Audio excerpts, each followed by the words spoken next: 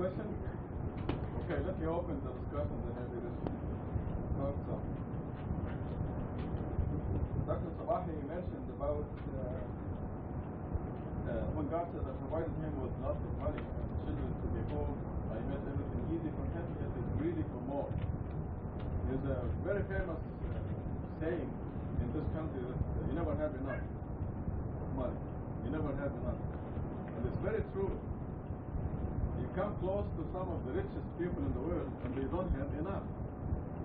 I was listening to Sammy Davis Jr. the other day on TV. He wrote a book called Why Me, and he's making the rounds in all the shows and the radios and so on. And I found out that 6 years ago they put a lien on his house.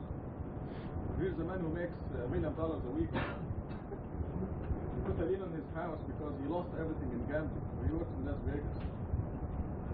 And the IRS put a lien on his house, and he was very poor. He was very drunk, and he was very miserable. So here's a person that we think is very rich, glamorous.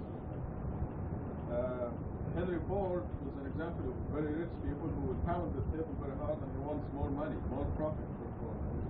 He wants more. So the definition of rich and poor will turn everything upside down because Henry Ford was very poor since he wanted more. The definition of poor is needy, one who needs more.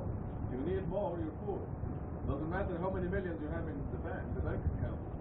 If you need more, you're needy, you're poor. And the rich person is a content person.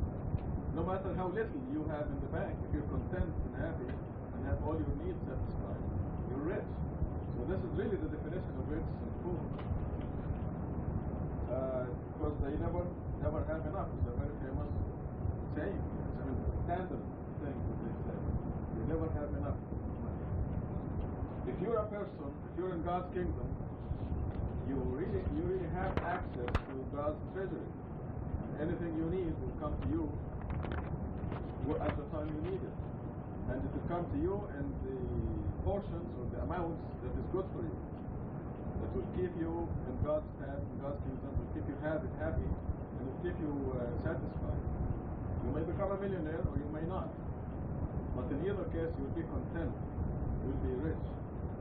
And we see this in Surah 54, where God says He's the one who makes you rich or poor.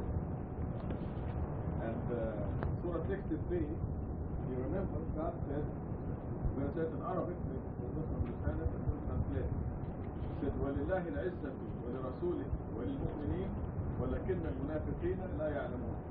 There is all dignity, or all power, or all richness, all contentment belongs to God, to His messenger, to the believers.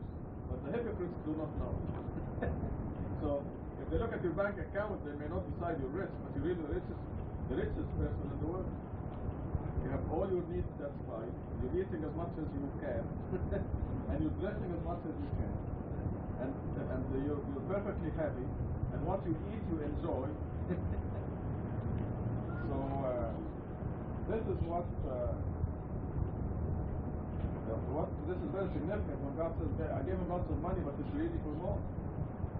Because if they are disbelievers, they are poor, no matter how much money they have. And you always remember how miserable Howard Hughes was despite his billions.